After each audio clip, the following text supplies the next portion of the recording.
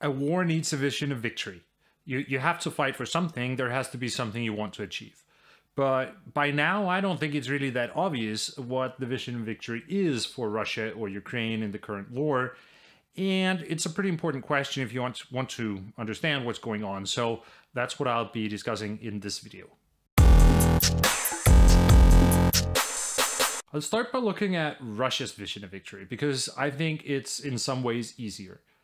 Russia was the one to start the war, and we should assume that they would have a clear idea about what the purpose is and what they want to achieve. But I don't think that's the case anymore.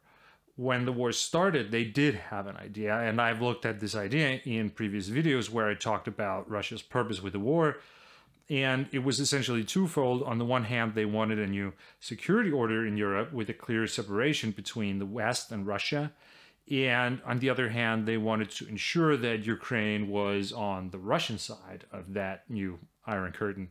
So they wanted to install a puppet regime in Kiev. But the strategy of regime change didn't work because the Ukrainian defense was too strong and the Battle of Kiev was a failure for Russia. So a couple of weeks ago, Russia changed their strategy to focus on the eastern part of Ukraine. And I made a video on that as well, where I said that I think it was a smart and necessary change. But the challenge is that it actually requires a new vision of victory, because they're not going to achieve their original goal in this way. And this is something that I think many people forget to consider, that they think Russia's new focus on Donbass is just another way to achieve the same goal, but it's not. This is a more profound change where they've had to find a whole new purpose with the war. But I think we can understand that purpose in the context of Russia's original goals. They wanted to redefine the European security order with a clear division between East and West, and they've achieved this. Like, we now have a new normal in European security with a high level of military tensions, and the West is increasingly cutting ties with the Russian society. But their second goal was to make sure that Ukraine would be on their side of the dividing line, and that's not going to happen. So I think we should understand their shifting focus to Donbass as damage control. They want to make sure that Ukraine is not going to end up on the western side of the dividing line either. Or to put it differently, they want to make sure that Ukraine remains a disputed area. And the way to do that is to have a large unresolved military conflict in the eastern part of Ukraine. This will ensure that Russia maintains a stake in Ukrainian politics, and it will allow Russia to take an operational pause and then resume the war at a later point when they're ready to try again.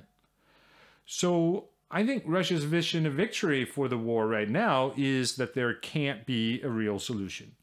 They need an operational pause because they can't realize their real goals at the moment.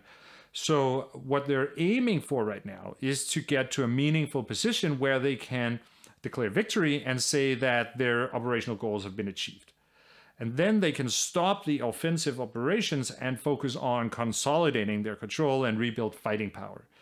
And I'm not sure they've really decided exactly how much territory that actually includes before they have a meaningful position. I think they're kind of taking things as they come because it's basically an open-ended goal. They can't take all of Ukraine, but the more the better, because then they will have a better starting position for a new future war to take the rest. But at the minimum, I think a meaningful position has to include the entirety of Donetsk and Luhansk, because Putin used these two areas as a pretext for the war. So he will not be in a position to declare victory without having achieved that. And in practical terms, I think the idea in Russia is to declare victory as soon as that has happened, because the Russian army is in a pretty bad shape right now, and they really need a break. So that's why we're seeing that Russia is pushing hard to achieve a victory in Donetsk and Luhansk, because that is what will allow them to get an operational pause. And that brings me to the Ukrainian vision of victory. I think this is a question that has received too little attention, because to a certain extent the answer was obvious. It was to defend against the Russian invasion. But I think that is to diminish the Ukrainian goals. It's not only about fighting against something, but also about fighting for something. The Ukrainians are fighting for their freedom, and this is the Ukrainian War of Independence. It's not just a defensive fight against the Russian military. It's a fight for freedom for a nation against the old colonial power. I'm on record for saying right from the start of this war that I thought Ukraine would win, but that it might take a long time. I don't think I've said it on this channel, but I said it on a different show. And I think the perspective with a war of independence against the colonial power helps explain why I was so confident in the Ukrainians. Ukraine has gone through a process of nation creation that is irreversible, and it's too strong of a nation to be controlled by a colonial power. So eventually Ukraine will win. But what does winning look like in a war of independence? Well, it requires that the old colonial power gives up the fight and respects the sovereignty of the new nation state. And the way to do that is to inflict so much pain on the colonial power that it becomes unbearable. So the defeat has to be so bad for Russia that they will never try again. So in the beginning, I thought this would take a long time, but the way the war has turned out, I don't think so anymore. I actually think Ukraine might win reasonably quickly. And by that, I mean in the matter of a months rather than years. And that's because Russia has had so many losses in the beginning of the war that if Ukraine can keep up the pace, then it's not sustainable for Russia. But it means that for Ukraine to win, Russia cannot get that operational pause that they need. This war has to continue, and it has to be as costly as possible for Russia so that they will never again try to invade Ukraine. So Ukraine is now in a position where they can achieve their goals on the battlefield, and Russia is not in that position.